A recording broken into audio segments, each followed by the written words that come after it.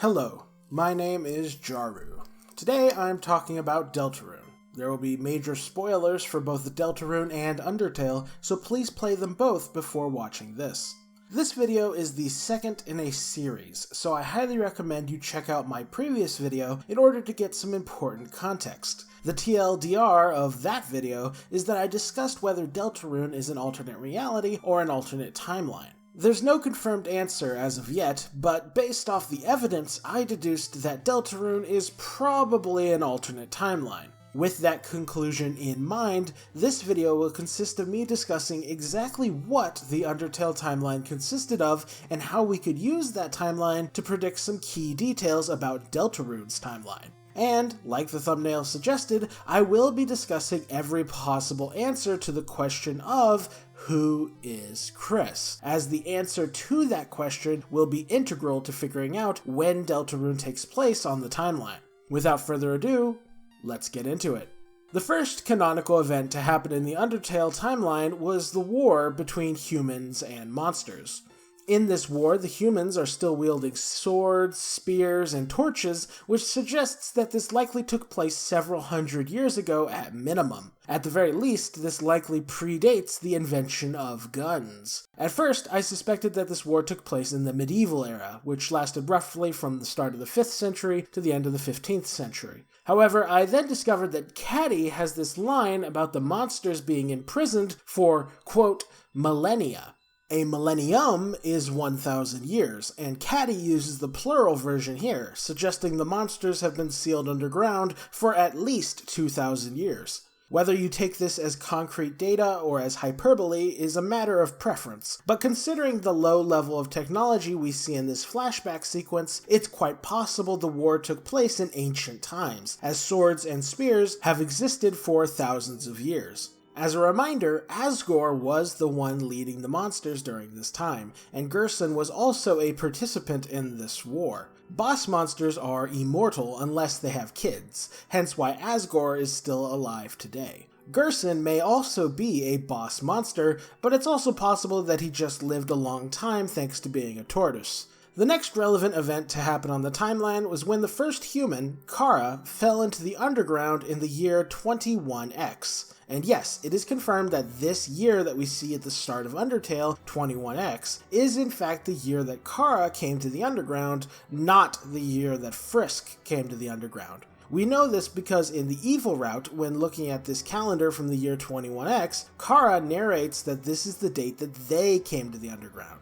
And yes, that means by the time Chara arrives in the underground, Asgore, Gerson, and also probably Toriel are several centuries old, and possibly several thousand years old. It is important to keep this detail in mind, because this shows that monsters, and especially boss monsters, have drastically longer lifespans than humans, and thus, when a boss monster says that something happened a long time ago, they almost certainly don't mean just a couple years ago. A couple years would feel like nothing to an immortal monster who has lived for thousands of years. As such, when they say something happened a long time ago, they likely mean several decades ago, if not several centuries ago.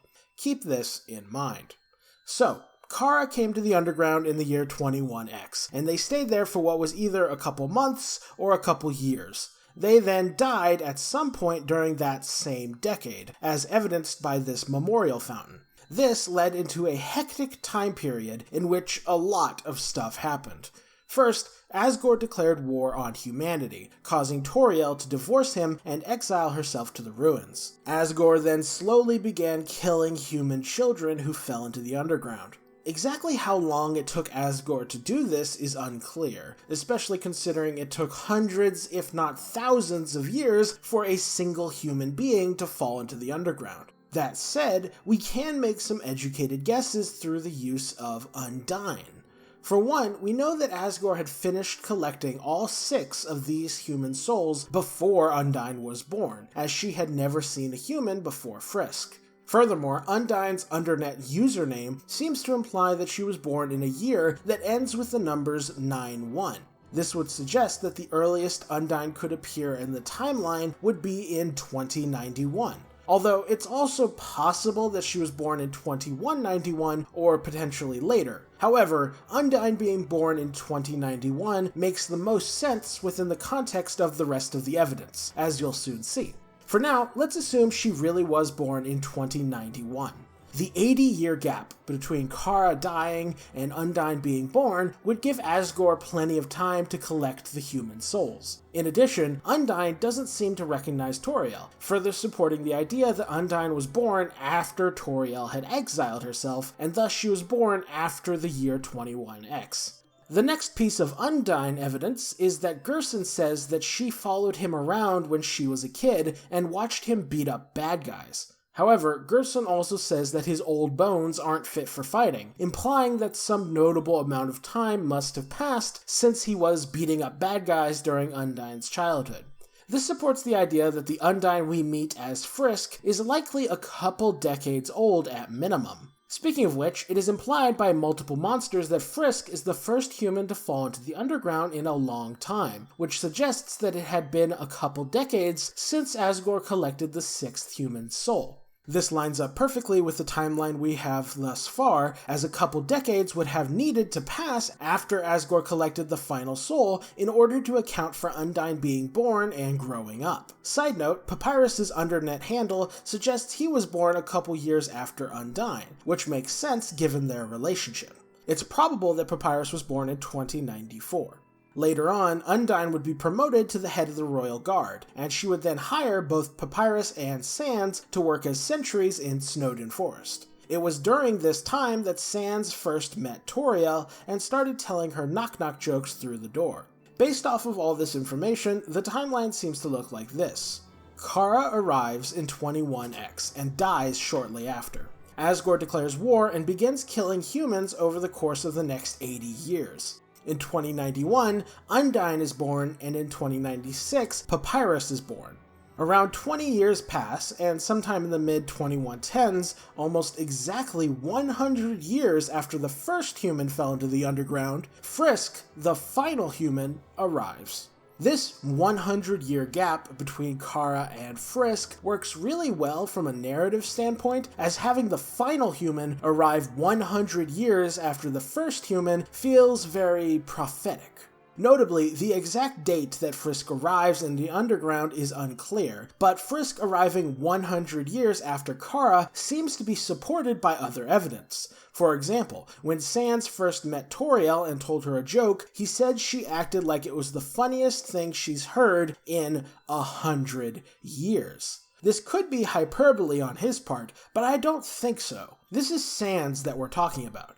This guy is so good at reading people that he can deduce their powers, their personalities, and even how many times a time traveler has fought him just from reading their expression. I think this is his way of subtly hinting that it has been approximately 100 years since Toriel exiled herself to the ruins. And considering how much Sans loves to drop subtle hints about the lore, that makes it feel even more like confirmation. Furthermore, the technology level that we see in the underground lines up perfectly with this timeline. Undyne reveals that the only reason the monsters have modern technology at all is because trash from the human world falls down into the underground. In 21X, when Chara arrives, the monsters are still using VCRs. Fast forward a century to when Frisk arrives, and the monsters have advanced technologically to include robots, invisible electricity mazes, jetpacks, lasers, and more. Needless to say, that's quite the technological leap, and this suggests that the human world has access to all of this technology too. Somewhat related to this is the toy knife found in the ruins. This is implied to be the weapon of one of the first humans to fall in the underground, hence why it appears so close to the beginning of the underground, and when Frisk inspects it, they describe it as, quote, made of plastic, a rarity nowadays. This suggests that whatever period in history Frisk grew up in is sufficiently far in the future for society to have stopped using things like plastic. By contrast, that was definitely something we were using a lot of in the 21st century, notably in VCRs. This further supports the idea that a lengthy period of time passed between Chara and Frisk arriving in the underground. Also, when Chara died and Azrael traveled to the surface world, he came across what he called a human village.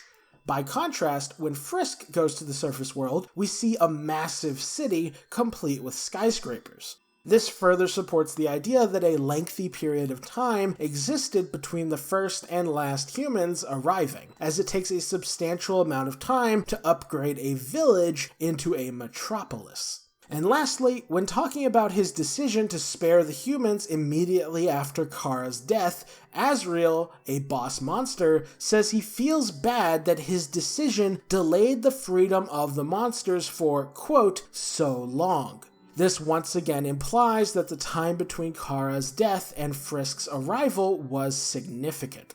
Side note, while I am confident in this timeline, and this is almost certainly the correct sequence of events, the specific dates in this timeline are definitely debatable. It's possible that these undernet handles, while accurate, may not be referring to the years 2091 and 2096. Instead, this could be referring to 2191 and 2196. Maybe Frisk took 2 centuries to arrive in the underground, and the 6th human soul was collected hundreds of years ago. Who knows? So, like I said, the specific dates are open to interpretation. However, my main goal with this timeline was to establish what the minimum gap was between Frisk and Chara, as that's what's primarily important for the discussion of the Deltarune timeline. Just keep in mind that Frisk almost certainly arrived at minimum 100 years after Chara's death, and at least a couple decades after Asgore collected the 6th human soul. With this Undertale timeline established, what can it tell us about the Deltarune timeline? Well, like we discussed in the previous video, the key detail that likely altered the course of history for Deltarune is the war between humans and monsters. That war is what led to the monsters being sealed underground. So the fact that the monsters are above ground in Deltarune suggests that either this war never happened, or at the very least, it didn't end the same way. Maybe the conflict was ended diplomatically. Maybe the monsters actually won the war somehow. It's unclear.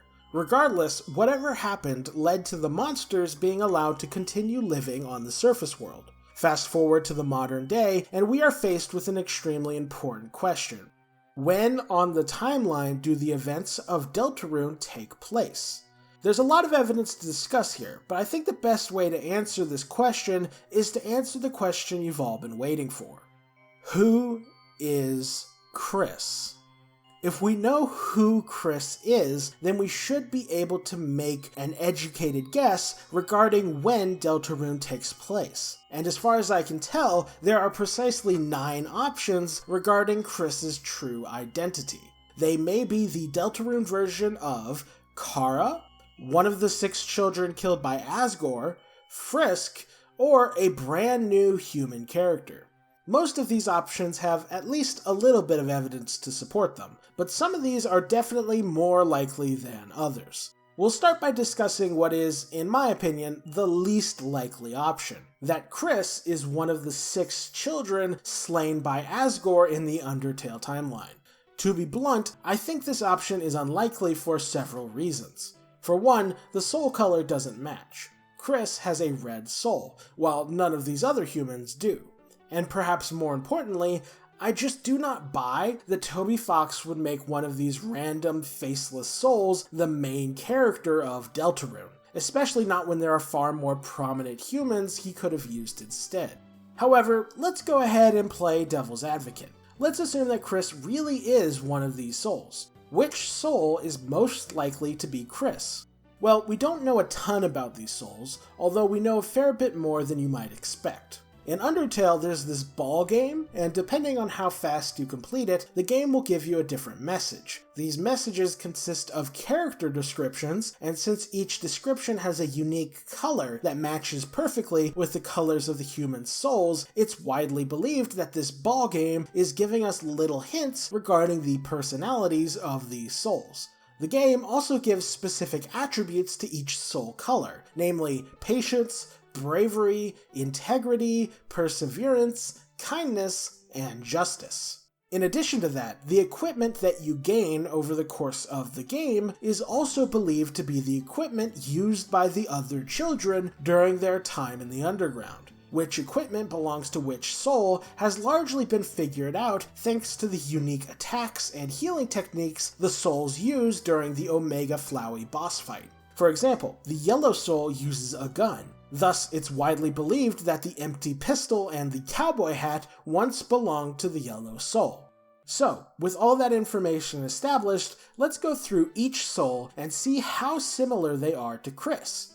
Side note, when discussing what kind of person Kris is, we will not be including things that the player makes Kris do. When Kris is soulless, we know Kris is in full control, but for the rest of the time, we have to use context clues to deduce what Kris's true desires and personality are.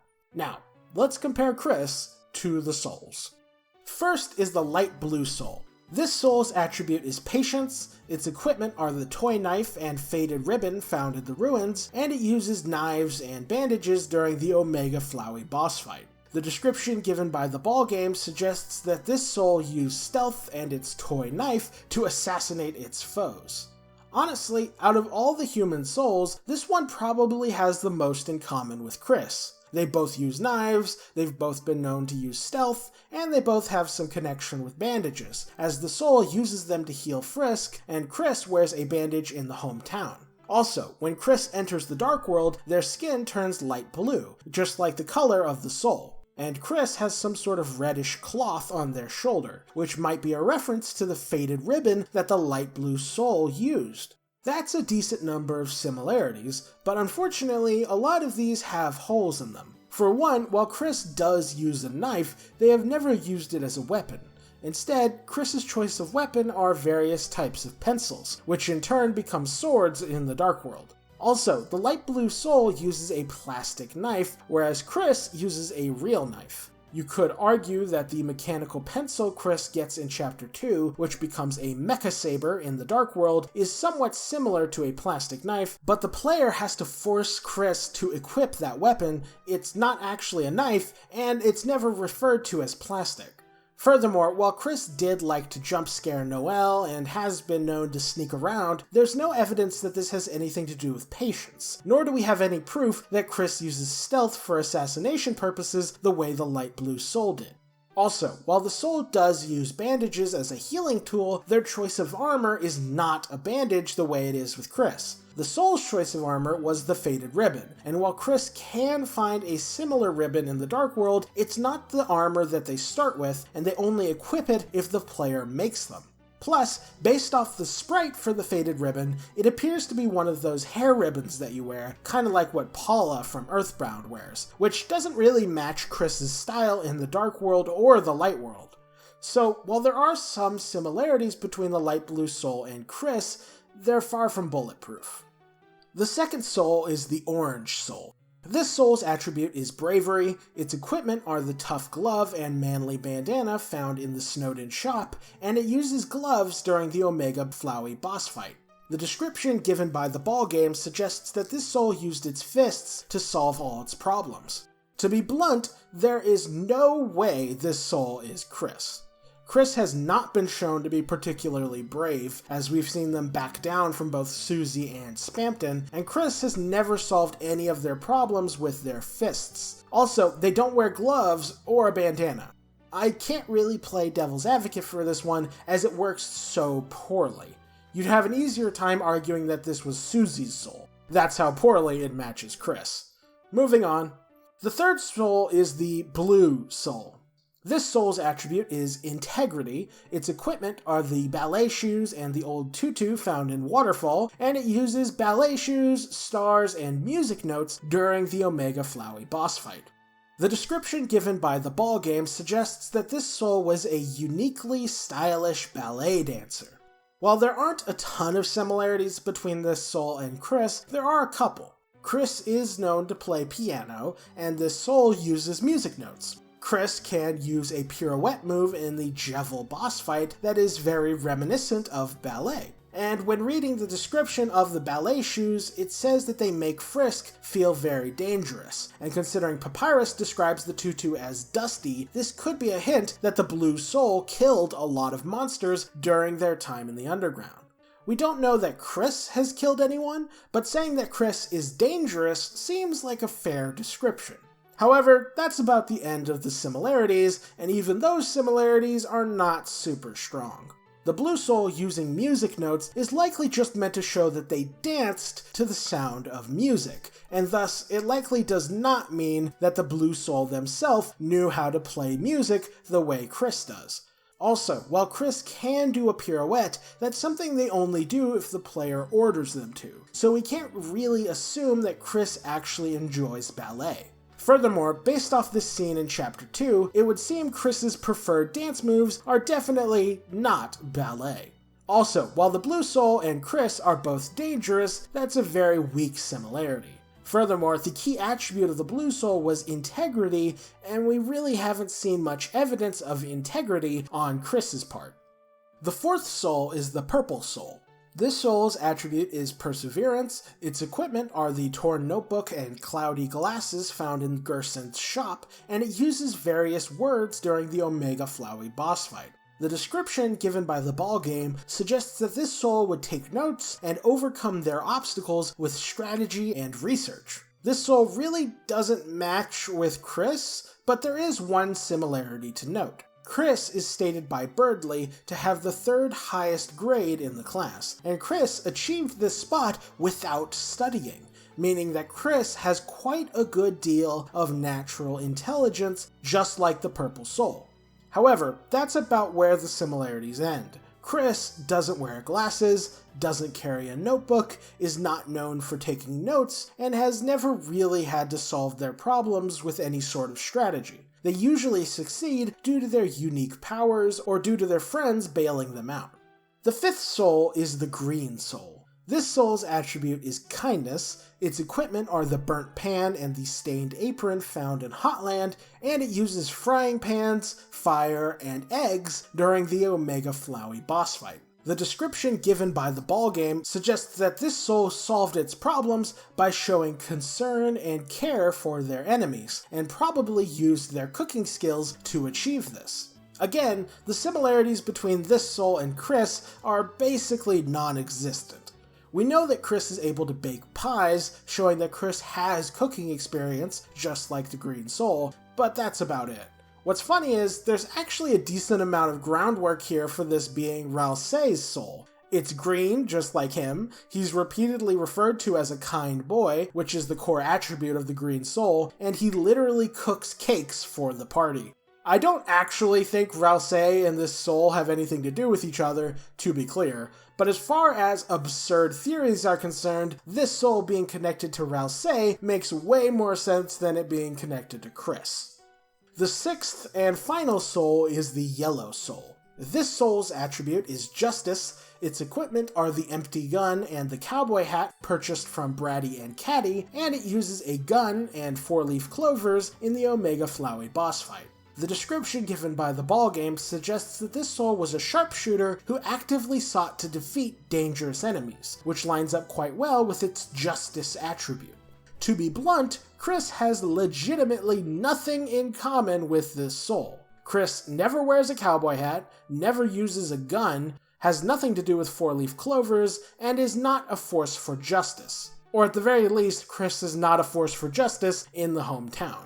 The only connection you could draw between this soul and Kris is the fact that Kris can turn yellow and fire bullets during the Spampton Neo fight, but that's not really evidence of Kris being connected to this soul. After all, Frisk could also turn their soul yellow, and they also had nothing to do with the yellow soul. Kris turning yellow here is referred to as a soul mode, and it seems like these modes are something that any soul can enter.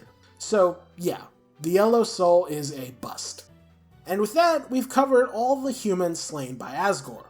However, I highly doubt any of these souls are Undertale's version of Kris. Of these souls, the only option that really holds any water is the light blue soul, as its knives, stealth, and color scheme seems to have the most similarities with Kris. But, as we discussed, even those similarities have holes in them, and combined with the fact that the soul colors don't match, I find even this option extremely dubious. As such, let's move on to the humans who have way more in common with Kris anyway, Chara and Frisk.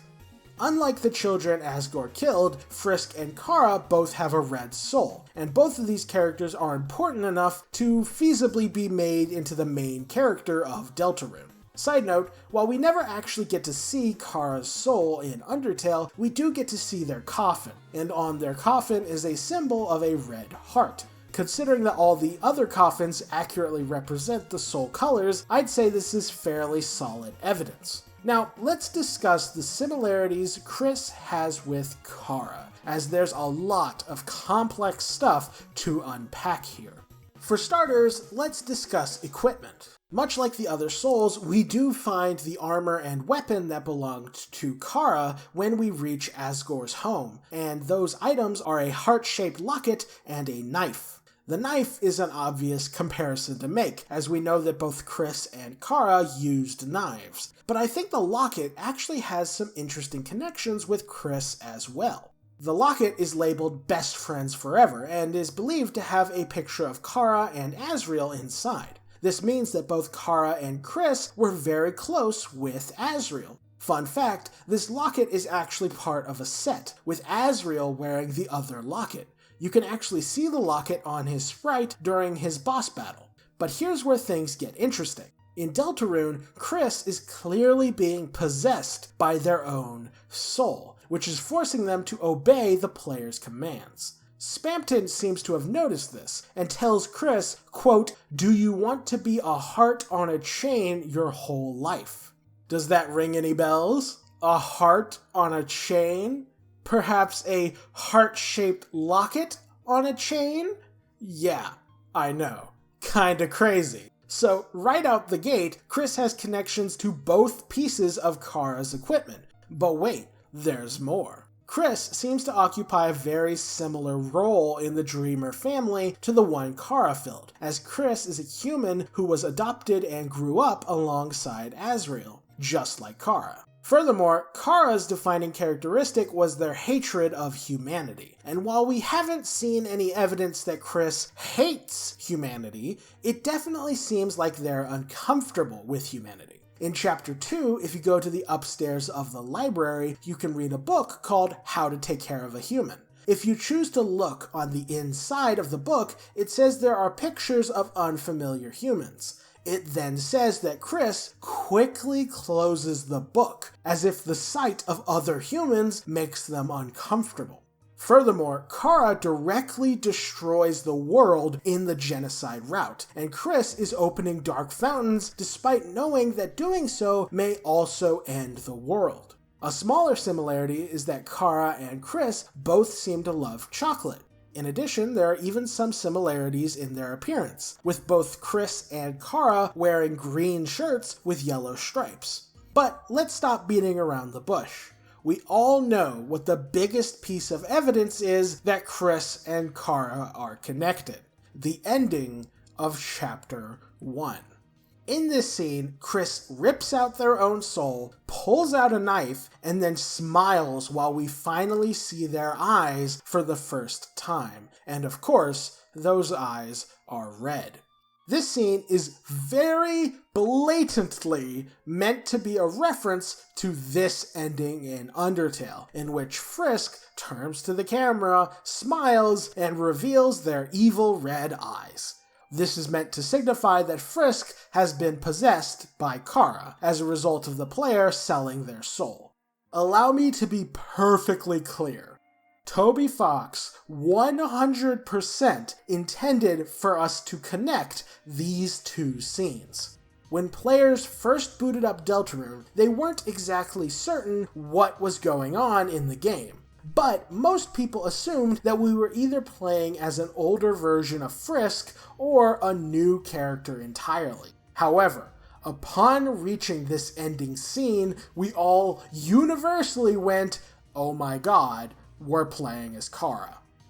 This is definitely what Toby Fox wanted us to think.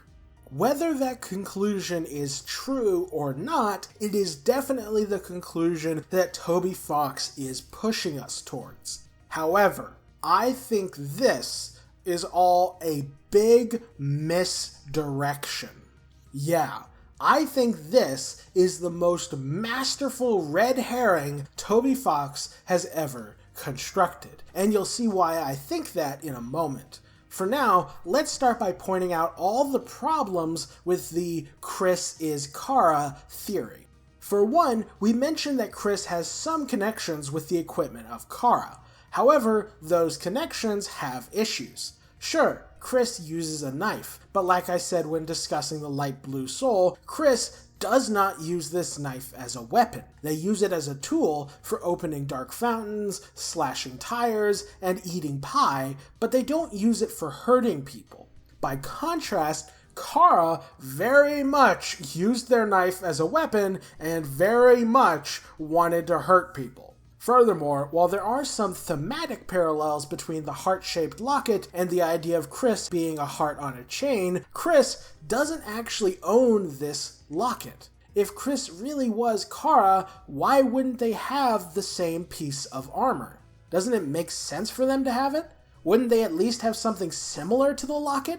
As for Kris occupying a similar role to Chara in the Dreemur family, that same argument could be used in favor of Frisk. After all, the scene that Kris is referencing at the end of Chapter 1 is literally a scene of Frisk after they've been adopted by the Dreemur family. Furthermore, the Dreemurs have repeatedly shown that they are happy to take in any human child, so them taking in Kris doesn't really prove anything. Also, when you look at Chara's characterization in Undertale, it's actually almost the exact opposite of how Kris is characterized. Chara was filled with hatred for humanity, had evil goals in mind, and yet was still beloved by all the monsters in the underground. By contrast, Kris has no confirmed hatred for anybody, has yet to do anything all that harmful to the world as far as we know, and is generally regarded as a weirdo by the townspeople. Sure, they're nice to Kris, but that just seems to be due to them being monsters, and monsters are nice to most people. Chara seems to be characterized as a friendly person with a hateful heart, while Kris is characterized as a weird kid who really just wants some friends. And while Kris opening dark fountains is extremely suspicious behavior, we don't know what their true intentions are. Kris might want to destroy the world, but they might also just want to create more dark worlds for the exact same reasons that Susie and Noelle wanted to. Remember what happened immediately before Kris created this fountain? They had a conversation with Susie where they talked about wanting the Darkners to exist in the light world. And how do you bring that about? By creating dark fountains. Nothing but good things have happened to Kris ever since these dark worlds have started showing up. So assuming that Kris is creating the fountains because they want to destroy the world doesn't seem fair at this point in time. It just doesn't seem to line up with Kris's characterization. Also, both Chara and Kris liking chocolate isn't that strong of evidence when you consider that, well, most people like chocolate. Literally 90% of people consume chocolate. It would be weird if Kris didn't like chocolate. I think this line from Chara is more meant to show that they're selfish and ungrateful, and not so much to emphasize that chocolate is their favorite thing in the world. Similarly, Kris stealing the pie and candy is implied to be a result of them being mischievous, and not a result of them being selfish or ungrateful. And sure, Kris and Chara wear similar shirts, but I think that's just another part of Toby Fox's red herring. It's meant to make us think of Chara. That's definitely Toby's intention, but it's just a shirt. That doesn't say anything about their character. I wouldn't be surprised if Kris has a blue shirt with purple stripes as well. Furthermore, Kris and Chara have different hair color and different skin color, further suggesting they aren't the same person. But more importantly, the biggest flaw in the Kris is Chara theory is that it really doesn't make sense for the timeline. As we established at the start of the video, Chara arrived in 21X, around the time when Asriel was a child, and characters like Undyne, Papyrus, Sans, and Monster Kid didn't show up on the scene until much later on. And yet, in Deltarune, we see Kris, Asriel, and all the Undertale monsters living together in the same time period. If Kris was born in the same era as Chara, then most of these monsters wouldn't have been born yet. Asriel being a child at the same time as Kris definitely works in favor of the Kris is Chara theory, but all these other monsters being here definitely works against that theory. Hell, Monster Kid has grown up significantly in Deltarune, which heavily suggests that this game takes place even later in the timeline than Undertale, which, of course, means that this should be taking place more than a century after Chara was born. If we assume Kris really is Chara, then that means we have to justify all these monsters being born a century earlier than they were born in the Undertale timeline, while also justifying why these particular monsters are still dead.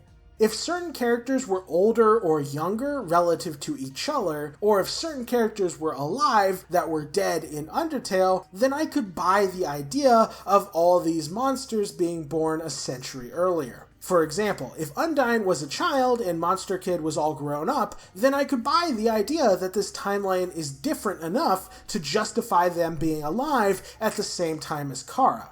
But that is not the case. Undyne is still older than Monster Kid. Sans and Papyrus are still new in town.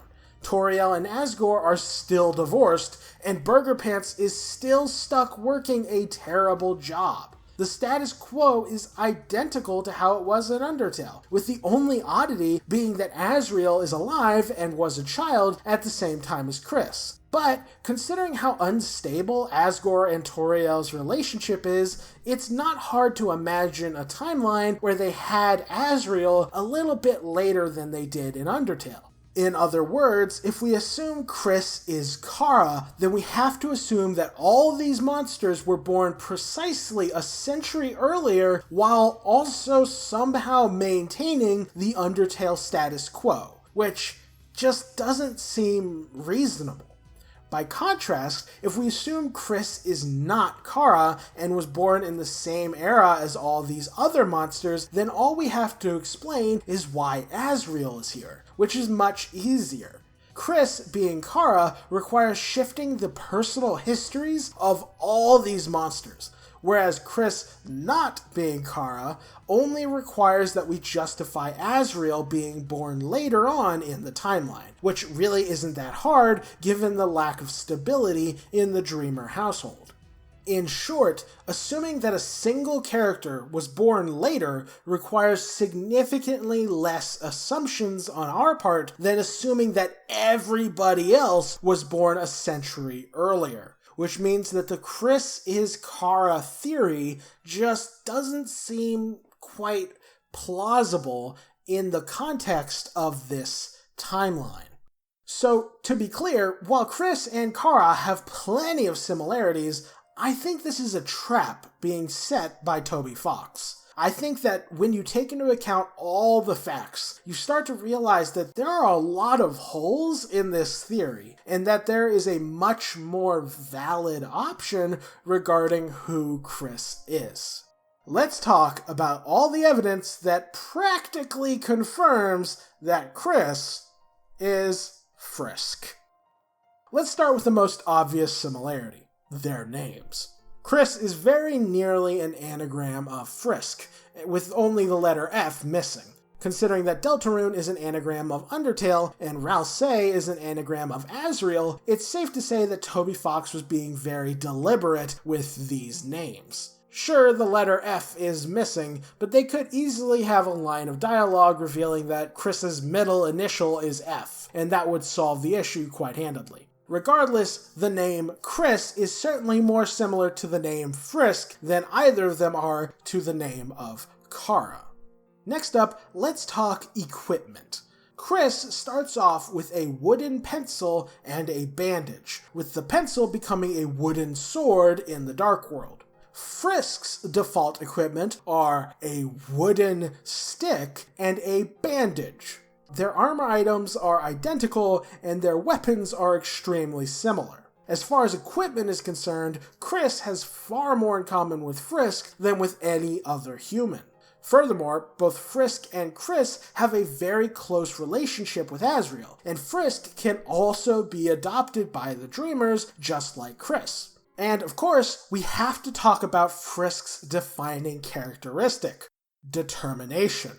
Frisk is the only human in Undertale who can wield determination to the point of being able to save, load, and revive themselves from death. The other souls could not do this, and Chara could not do this. Kris is the only other human that we've encountered who can wield determination to this extent. In Chapter 1, we see that Kris actually has a save file, proving that they have used determination in this way before. At first, I wasn't sure if this was evidence that Kris wields determination, as the save points only appear in the Dark World. However, we now know that you need the ability to wield determination in order to create dark fountains, and Kris has shown that they can do just that. As such, Kris and Frisk are connected by their shared use of determination. Speaking of which, another attribute that only Kris and Frisk have is that they are both being possessed by the player. This isn't focused on too much in Undertale, but Flowey outright acknowledges the player's existence and begs you to stop interfering with Frisk's life. Similarly, Ralsei seems aware of the player's existence as well, as in both chapters, Ralsei lures the player into following Susie's point of view in order to allow Ralsei the opportunity to talk with Kris in private. Quite curious how both alternate versions of Azrael seem to be aware of the player's control over Frisk and Kris.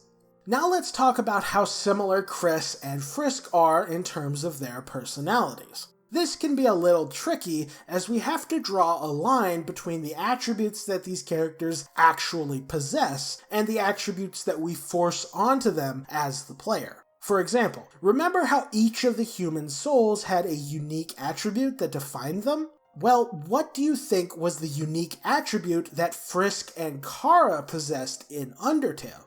You could say determination was Frisk's unique attribute, and that's valid, but it doesn't make sense for Chara. As such, I have a different theory. I think both Frisk and Chara are defined by their love, with Frisk being defined by their actual love, while Chara was defined by their level of violence. You could also interpret Chara's attribute as just being hatred, due to them hating humanity. Either way, love and hate are both often expressed with the color of red. Now, I don't really need to convince you that Chara is tied to violence and hatred, but I do think I need to prove my theory about Frisk being tied to love. Due to Frisk being such a blank slate that rarely shows emotions, it can be hard to deduce exactly what their real personality is. But I think there are some subtle hints that support my theory. Consider their equipment. Their stick is literally the worst weapon in the game, with all the weapons used by the other children being much better at dealing damage. You could interpret this as proof that Frisk is inherently the least violent of the humans. This is supported by the fact that your level of violence upon entering the underground is level 1, suggesting Frisk has never hurt anyone before. Furthermore, while the stick is useless as a weapon, it is actually rather useful as an item, as you can use it to make sparing certain monsters easier. This is only the case with the stick. None of the other weapons make sparing monsters easier, almost as if sparing was always something Frisk was inclined towards. Also, consider their bandage. This bandage is a very mediocre armor item, but it has a couple secret attributes. For one, the bandage is the only armor item that can be used as a healing item. But far more interestingly, the bandage gives Frisk a secret ability. So long as the bandage is equipped, Frisk will almost always succeed on their attempts to run away from a combat encounter. That's right, Frisk's default armor item is specifically designed to make avoiding conflict easier. Frisk's bandage is the only armor item that works this way. But wait, there's more. We've seen in Deltarune that even though Kris is being possessed, their facial expression and tone of voice seem to reflect their true feelings. That's why they smiled when Susie tried to cheer them up, and why Susie can deduce Kris's true feelings even when the player makes Kris lie to Susie's face. From our perspective, Kris never reacts to anything, but the other characters are able to see Kris's reactions. Similarly, from our perspective, Frisk never has any emotion or reaction to the stuff around them. However, upon completing a true pacifist run, Sans says something interesting. He says, "You never hurt anyone, and that even when you ran away, you did so with a smile." This, I think, shows that Frisk's personality most closely aligns with the true pacifist route, as that is the only time I recall anyone mentioning Frisk smiling. And remember, Toby Fox was working on Deltarune before he made Undertale, so the idea of revealing Kris's true personality through their facial expression was something that he likely already thought of before he wrote Frisk's story. My point being that Frisk seems to identify with the true pacifist route, while Chara identifies with the kill everyone route. The reason this is relevant is because when you look at Kris's behavior in Chapter 1 and Chapter 2, all the evidence seems to suggest that Kris is also a non-violent person. Have you ever wondered why it is that Kris, Susie, and Rousey cannot kill any of the Darkners, and yet Noelle can? Well, I think it has to do with their personalities and the context. Rousey is a pacifist, hence why he doesn't kill anyone, and while Susie is rather violent, she's not a murderer. She doesn't actually want to kill anybody, so she never goes too far. By contrast, Noelle has no idea what's going on, has no idea how to control her newfound ice powers, and is convinced she's either in danger or experiencing a dream. It's only as a result of the player's manipulations and Noelle's vulnerability that we can trick her into killing. But even during all of this, even as you trick Noelle into murdering everyone, you are still unable to make Kris kill anybody. I think the reason for this is because Kris won't let you kill anyone. Just because Kris is possessed does not mean that they have no control over their body. Kris takes full control on several occasions after all. Furthermore, in Undertale, when Asriel and Chara occupied the same body, Asriel was able to resist Chara's desire to kill people, just like how Kris is resisting the player's desire to kill. Furthermore, it's implied that while we can control what Kris says, we can't control how they say it. So if we force Kris to say something they don't agree with, then they'll say it in a confused tone. Susie picks up on this fact several times. The reason this matters is that in the route where you manipulate Noelle into being a murderer, you are given multiple opportunities to back down from this route with special dialogue options. If you continue with this route, then Noelle will begin hearing the player's voice instead of Kris's, suggesting this really isn't what Kris wants. By contrast, the dialogue options that shut down this route are followed by tons of exclamation points, as if Kris themselves is overjoyed at the idea of stopping this awful route. When we're told that our choices don't matter, I think this is the game's way of saying that our decisions will always be overridden by Kris's own desires.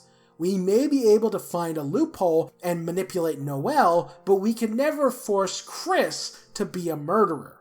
Kris is simply not a violent or confrontational person. Kris clearly backs down from conflict of their own volition when faced with Susie and Spampton, which only further supports the idea that they are more similar to Frisk, who likes to avoid conflict, than they are to Chara, who is literally the most bloodthirsty character we've ever encountered. In fact, as you may recall from the evil route in Undertale, one of the signs that Frisk is becoming possessed by Chara is the fact that Frisk will aggressively walk towards their enemy. This is the exact opposite of Kris, who backs away from their enemies.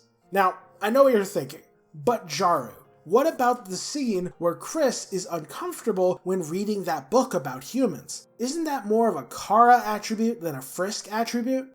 Well, actually, I don't think so. I think if Kris really did hate humanity, then they would have a more violent reaction to seeing this book. If they slammed it shut or threw it on the ground, then I'd be more inclined to think Kris also hated humanity. But I think Kris simply shutting the book quickly is just meant to show that Kris has an unpleasant past with humans, and not that Kris outright wants them dead the way Chara did.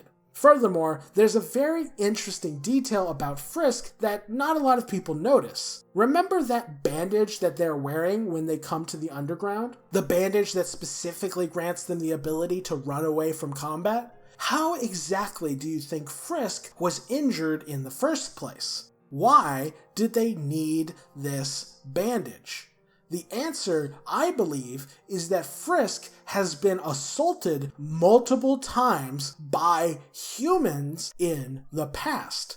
When you read the description of the bandage, it specifically says that the bandage has already been used many times, further supporting the idea that wherever Frisk came from, they were attacked on multiple occasions. When you talk to Asriel at the end of the True Pacifist route, Asriel asks Frisk why they clowned Mount Ebott in the first place. And if you read the subtext of this conversation, I think it's quite revealing.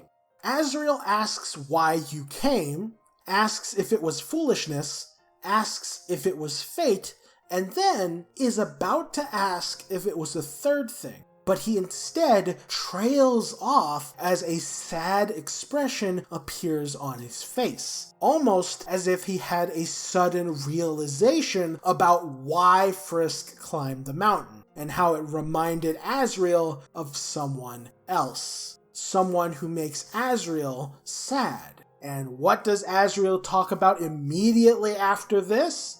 He starts talking about why Chara climbed the mountain, and how it wasn't for a very happy reason. He says how whatever caused Chara to climb the mountain made them hate humanity. Asriel then immediately follows this up by saying that Frisk really is different from Chara. I think this is Asriel's very subtle way of comforting and praising Frisk for overcoming their own trauma. This, I believe, is Asriel saying that despite climbing the mountain for a similarly unhappy reason, Frisk still retained their humanity and continued to be kind to others. Or, to put it another way, even though Frisk had bad things happen to them in the past, they still kept a certain tenderness in their heart. No matter the hardships they faced, they still strived to do the right thing. This is why Asriel says Frisk is different from Chara. I believe that Chara isn't the only one who was abused by humanity. I think all three of these characters were. The difference, I believe, is that Frisk and Kris refuse to let that abuse define them, unlike Chara. So, no, I don't think this scene in the library supports the idea of Kris being Chara any more than it supports the idea of Kris being Frisk, as both of them were likely hurt by humanity.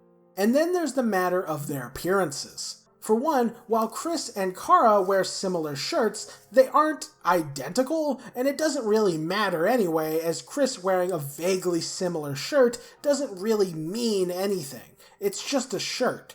And more importantly, once you look a little closer, you start to realize that Frisk and Kris look way more similar. Kris and Frisk have identical hair colors and identical skin colors, whereas Chara has a lighter shade of brown hair and a paler skin tone. Furthermore, Kris and Frisk always have the same blank expression on their faces, while Chara is happily smiling.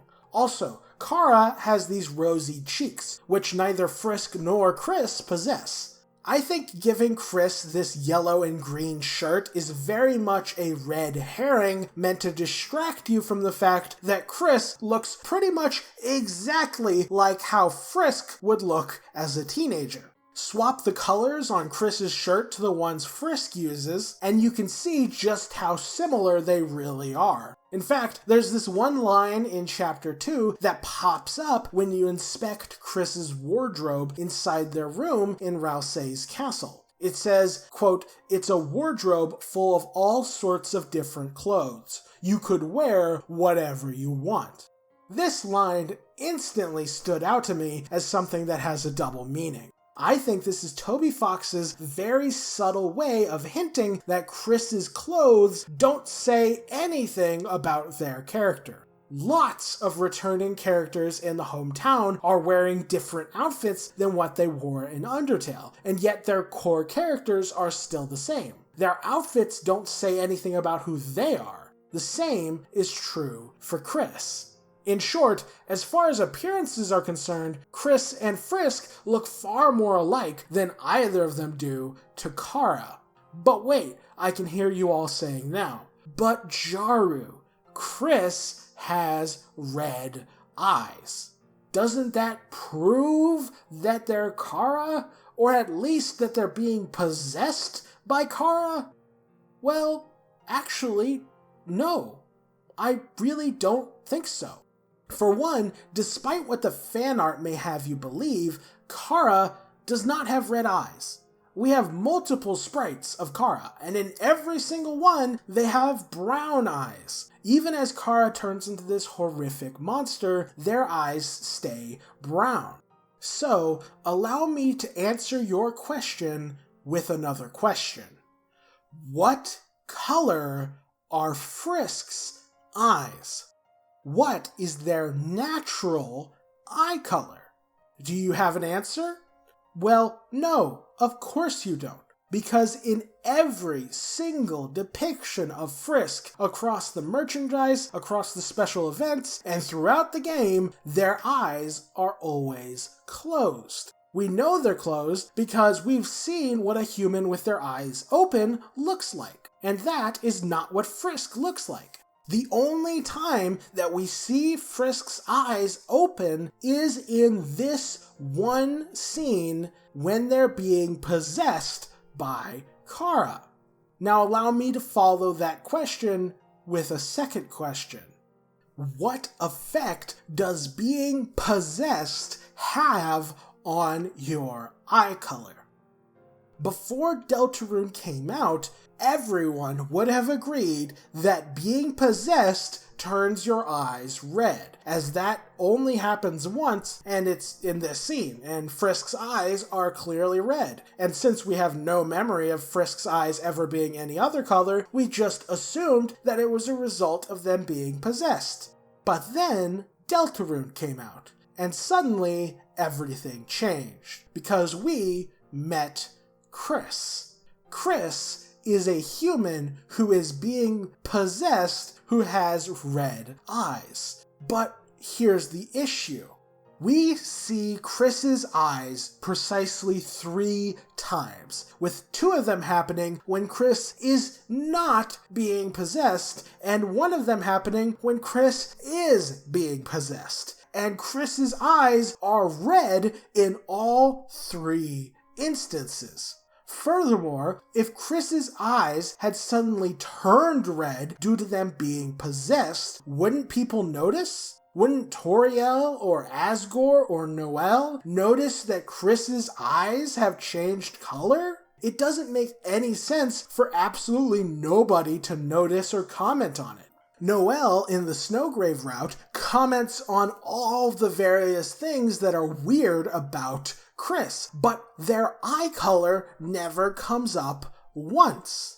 As such, if their eye color hasn't changed, and them being possessed or not being possessed has no influence on what color their eyes are, then the only logical explanation is that Kris's natural eye color is red. However, if we are assuming, which we are, that Deltarune and Undertale are alternate timelines that follow the same laws of nature, then the rules that govern possession should be consistent across both timelines. Which means that if Kris being possessed does not affect their eye color, then that means Frisk being possessed should not affect their eye color either. What that means is that the only logical interpretation of this scene is that Frisk's eyes have always been red. We just never knew about it until now because their eyes are always closed. Which means that Kris having red eyes is not proof that they're connected to Chara. Kris having red eyes is actually proof that they're connected to Frisk, because red is both characters' natural eye color. In short, Frisk and Kris are the only humans to have ever been shown with red eyes, which is only further proof that they're connected. And since we have no proof that being possessed alters your eye color, and Kris seems to prove that it actively does not alter your eye color, that means it is highly unlikely that Frisk's eyes being red in this scene has anything to do with them being possessed at the time. If you think about it, this scene is meant to remind us of this scene. But the only human characters in these scenes are Frisk and Kris. I really have to give it to Toby Fox. This is easily one of the most ingenious red herrings I've ever seen. We had no reason to question Frisk's eyes being red in Undertale, but thanks to Kris having red eyes in Deltarune, it completely recontextualizes this scene. And even if you don't buy the idea of Frisk's eye color being naturally red, you do still have to acknowledge that both Frisk and Kris have a history of being possessed and having red eyes, whereas Chara has never been possessed and has never been depicted with red eyes. And last but not least, let's talk about how Kris being Frisk makes infinitely more sense for the timeline. Kris is clearly a couple years older than Frisk, and what do you know? The other kid characters that we met in Undertale are also a couple years older, and all of the adult characters that we met in Undertale are still adults in Deltarune. In fact, one could argue that Gerson didn't actually die any earlier in this timeline than he did in Undertale. If Deltarune takes place a couple years later on in the timeline than Undertale did, then it's entirely feasible that Gerson only died in the last couple years. That would explain why Father Alvin is still all torn up about it, and why he has been receiving condolences up until recently. And now that I think about it, in the true pacifist ending of Undertale, we get an epilogue sequence for most of the monsters, and yet Gerson is not featured at all. This could be hinting that Gerson passed away shortly after the events of Undertale, which would line up with the Deltarune timeline perfectly. Just the fact that the status quo in the Deltarune hometown is practically identical to the status quo in Undertale heavily suggests that this game takes place in a very similar time period. The only issue is Asriel being alive and only around college age. But, like I said earlier, it's not too hard to imagine that Toriel and Asgore had some marriage issues, which resulted in them not having Azrael as quickly in this timeline as they did in Undertale. And considering Azrael died in the original timeline and is alive in this timeline, it makes sense for his personal history to be somewhat altered. And considering that Ralsei exists, it's safe to say that something suspicious is going on with Azrael in general, so they may just be a flat-out exception to whatever's going on in this timeline. As such, it seems far more likely that Kris is Frisk than it is that Kris is any of these other humans. It is theoretically possible that Kris is a brand new character, but I think the similarities between Kris and Frisk are just too much to ignore. They must be connected, if not literally the same person. So, let's briefly summarize. The evidence that supports Kris being Chara is that Kris uses a knife, has metaphorical connections to the heart locket, grew up with Azrael, likes chocolate, is potentially trying to bring about the end of the world by creating dark fountains, and wears a somewhat similar outfit.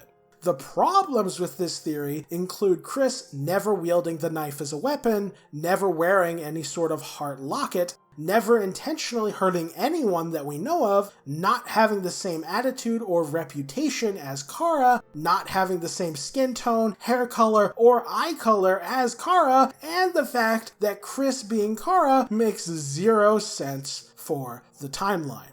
By contrast, the evidence that supports Kris being Frisk includes the following. Their name is nearly an anagram of Frisk. They use the exact same armor. They use an extremely similar weapon. They wield determination. They can save, load, and revive from death. They are being controlled by the player. They are inclined to avoid conflict. They have the exact same facial expression, hair color, and skin color. They are the only other human ever depicted with red eyes, and lastly, Kris being Frisk makes way more sense for the timeline. The problems with this theory include Azrael being so young and Kris potentially engaging in some morally dubious actions that may not be in line with Frisk's characterization. However, when the facts are all laid out on the table, the amount of evidence that supports Kris being Frisk far outweighs the problems with this theory. And Kris being Chara, while definitely an idea that Toby Fox is trying to plant in our heads, is almost certainly not the case. It just has too many problems and feels too much like a red herring. As such, the answer to the question of who is Kris seems to be, in all likelihood, that Kris is the Deltarune version of Frisk.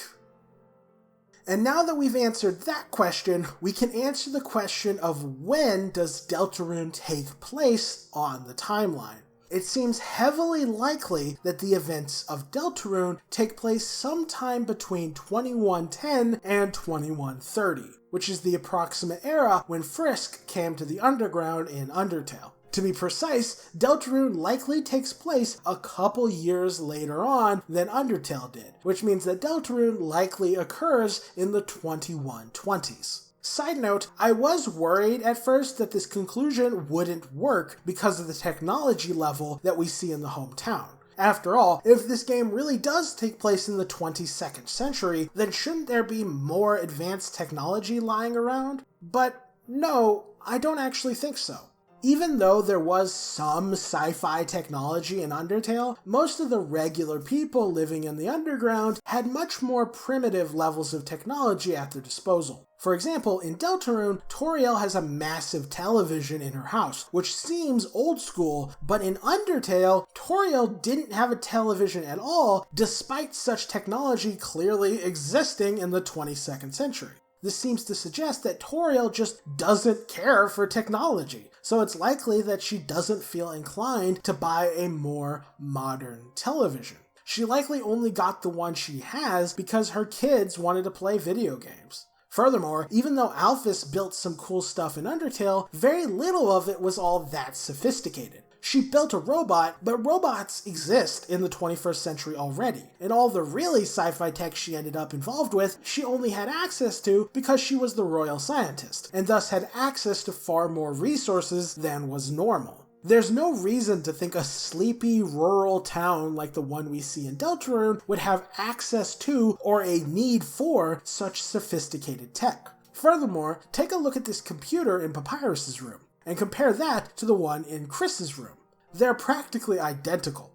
This would imply that while there is sci-fi technology in these worlds, the regular people still use relatively normal levels of tech. And the people living in the hometown are literally just regular people in this timeline.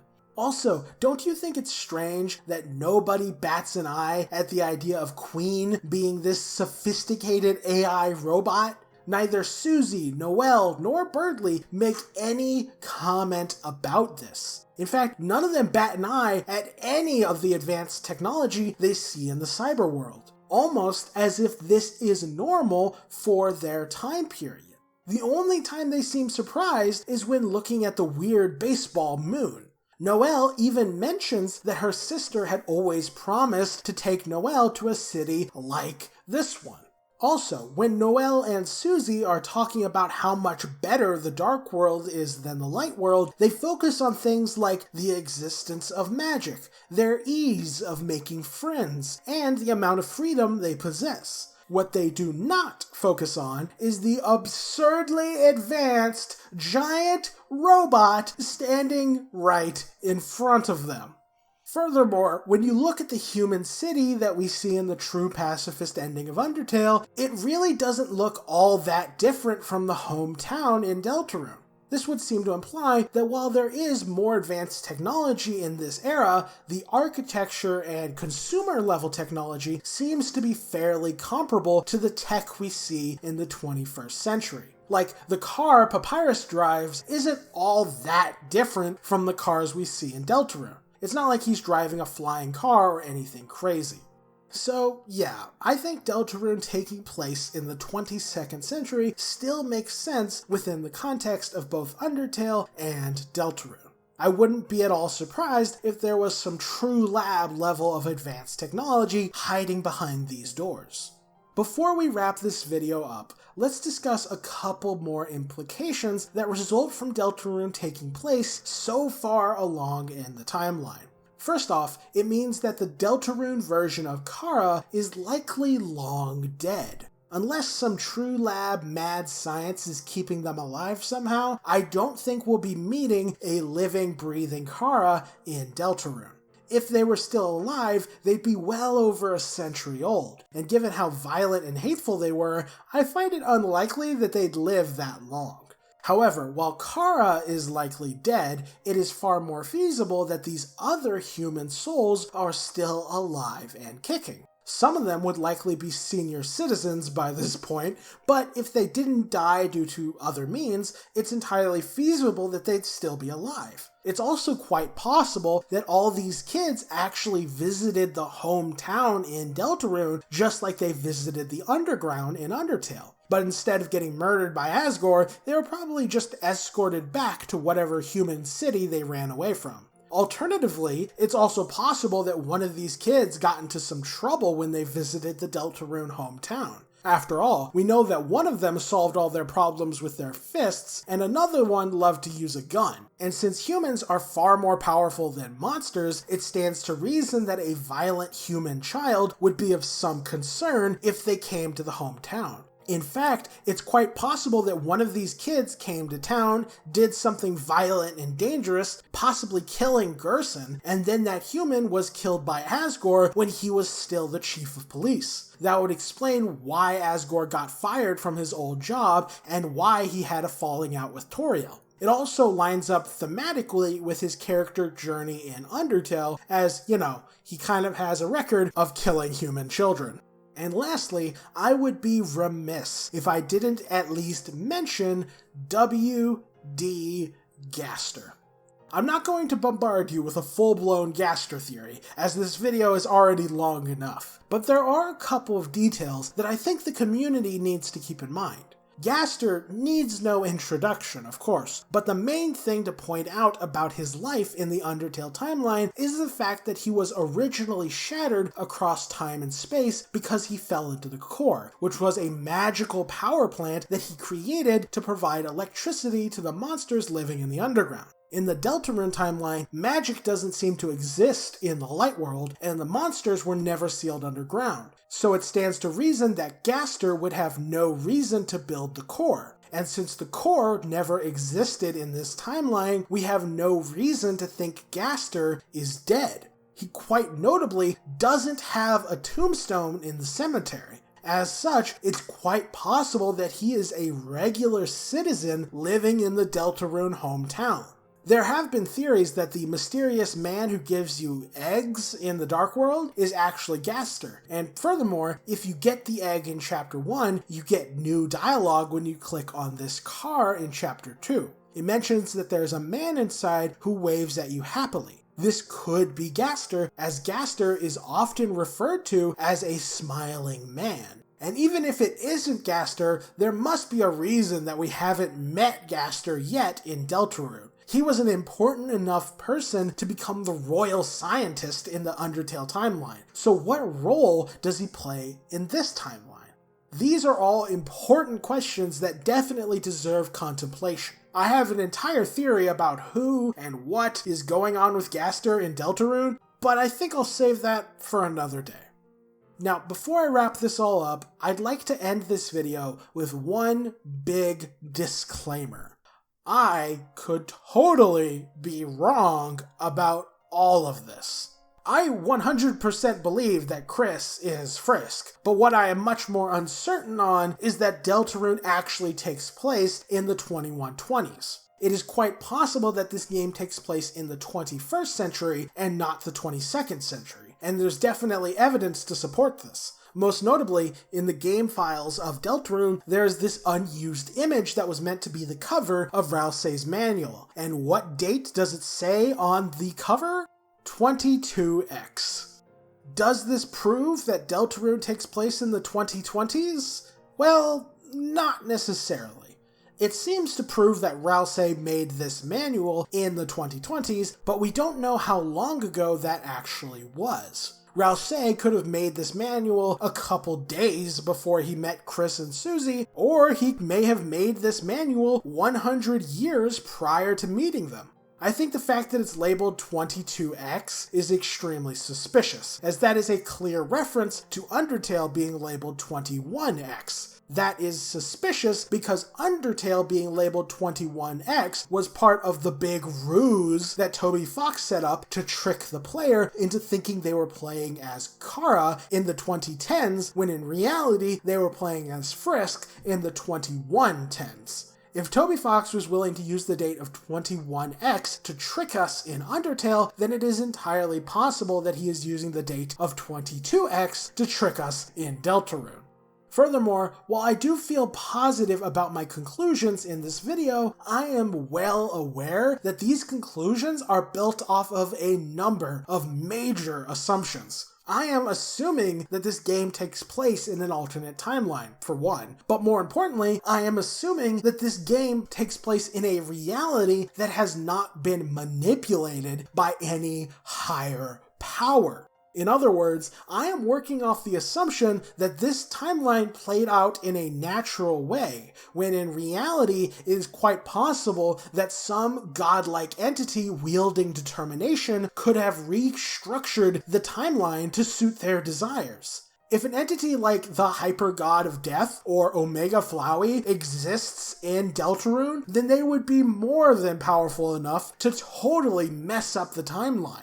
If that happened, then it would totally be possible for characters like Chara and Undyne to exist in the same time period. If a godlike entity is screwing with reality, such as the Angel or the Titans, then literally anything is possible. And I could totally be wrong about everything I've concluded as a result. So please, take everything I've said today with a grain of salt. And with that, I think I've covered all the key elements of today's video. In the first video, I established that Deltarune is likely an alternate timeline, and in this video I discussed what we can deduce about Deltarune's world based off the Undertale timeline. I also concluded that Kris is highly likely to be this reality's version of Frisk. In the next video, I'm going to go ahead and discuss what is quite possibly my biggest theory yet, as I will be discussing what I believe happened to Deltarune's magic. But if that video never gets made, let me just thank you for watching this video.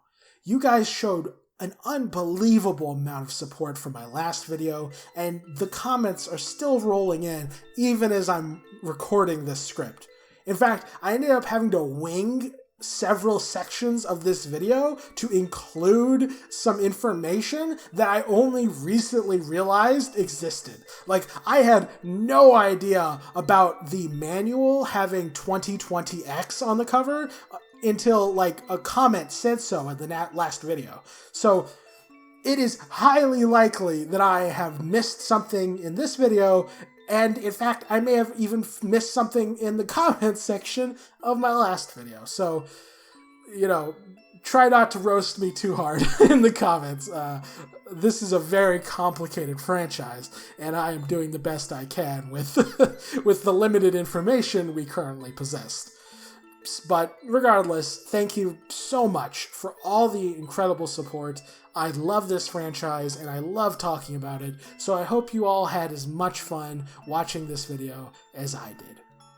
Please let me know what you think about all the stuff I discussed, all my conclusions in the comments, as you almost certainly noticed something that I missed. And hearing you guys' crazy theories and evidence and arguments is easily one of the most enjoyable parts of making these videos. And with that said, like if you enjoyed the video, comment if you've got something to say, subscribe if you want to see more, and as always, have a fantastic day.